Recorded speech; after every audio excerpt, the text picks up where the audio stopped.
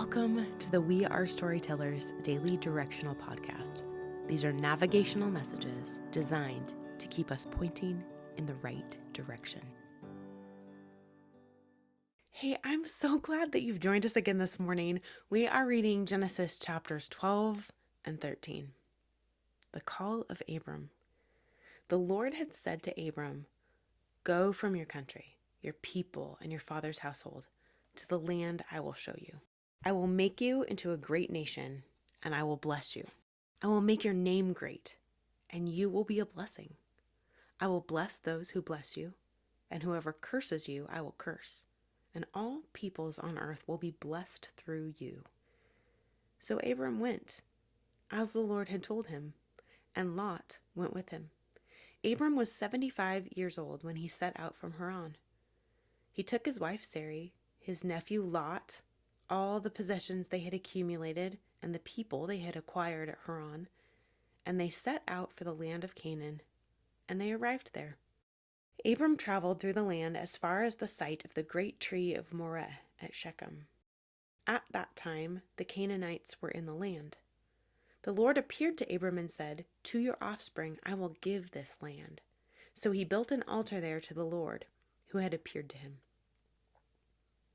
From there he went on toward the hills east of Bethel and pitched his tent, with Bethel on the west and Ai on the east. There he built an altar to the Lord and called on the name of the Lord. Then Abram set out and continued toward the Negev. Now there was a famine in the land, and Abram went down to Egypt to live there for a while because the famine was severe. As he was about to enter Egypt, he said to his wife Sarai, "I know what a beautiful woman you are. When the Egyptians see you, they will say, 'This is his wife.' Then they will kill me, but will let you live. Say you are my sister, so that I will be treated well for your sake, and my life will be spared because of you." When Abram came to Egypt, the Egyptians saw that Sarai was a very beautiful woman. And when Pharaoh's officials saw her, they praised her to Pharaoh, and she was taken into his palace. He treated Abram well for her sake, and Abram acquired sheep and cattle, male and female donkeys, male and female servants, and camels. But the Lord inflicted serious diseases on Pharaoh and his household because of Abram's wife, Sarai. So Pharaoh summoned Abram. "What have you done to me?" he said. "Why didn't you tell me she was your wife? Why did you say she is my sister so that I took her to be my wife? Now then, here is your wife. Take her and go." Then Pharaoh gave orders about Abram to his men, and they sent him on his way with his wife and everything he had. So Abram went up from Egypt to the Negev with his wife and everything he had, and Lot went with him. Abram had become very wealthy in livestock and in silver and gold. From the Negev he went from place to place until he came to Bethel, to the place between Bethel and Ai, where his tent had been earlier, and where he had first built an altar. There Abram called on the name of the Lord. Now Lot, who was moving about with Abram, also had flocks and herds and tents. But the land could not support them while they stayed together, for their possessions were so great that they were not able to stay together. And quarreling arose between Abram's herders and Lot's. The Canaanites and Perizzites were also living in the land at that time. So Abram said to Lot, "Let's not have any quarreling between you and me, or between your herders and mine, for we are close relatives. Is not the whole land before you? Let's part company. If you go to the left, I'll go to the right. If you go to the right, I'll go to the left." Lot looked around and saw that the whole plain of the Jordan toward Zoar was well watered, like the garden of the Lord, like the land of Egypt. This was before the Lord destroyed Sodom and Gomorrah. So Lot chose for himself the whole plain of the Jordan and set out toward the east. The two men parted company. Abram lived in the land of Canaan, while Lot lived among the cities of the plain and pitched his tents near Sodom. Now the people of Sodom were wicked, and were sinning greatly against the Lord.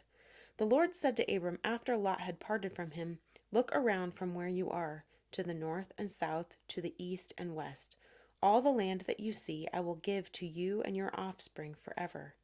I will make your offering like the dust of the earth, so that if anyone could count the dust, then your offspring could be counted. Go, walk through the length and breadth of the land, for I am giving it to you." So Abram went to live near the great trees of Mamre at Hebron, where he pitched his tents.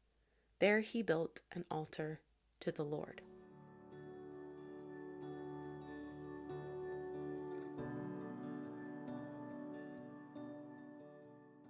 Goodness, I am grateful that you are journeying with me through this week, that you're continuing to read or listen to the scriptures and to dig into what it is that God's saying to you and how He's directing you, what you're learning. It's kind of hard to stick with these things sometimes. Here are our questions for today. First, where did Abram go to escape the famine? And then, what lie did he tell when he got there? And ultimately, why did Abram and Lot separate? Second, what makes you curious today? What details stood out in this story? And third, was God nudging you to put anything into practice today? Maybe it's a turn toward truth telling or a way we might trust God's provision rather than trying to fix things ourselves. I don't know. What is it for you? My curiosity is piqued today in connecting Abram's lie to Pharaoh and then the increase of the size of Abram's household.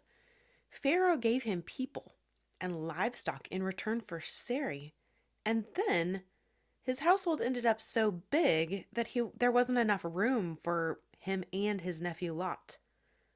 So they separated. So I'm wondering how Lot's life might have been different if Abram hadn't told Pharaoh his lie.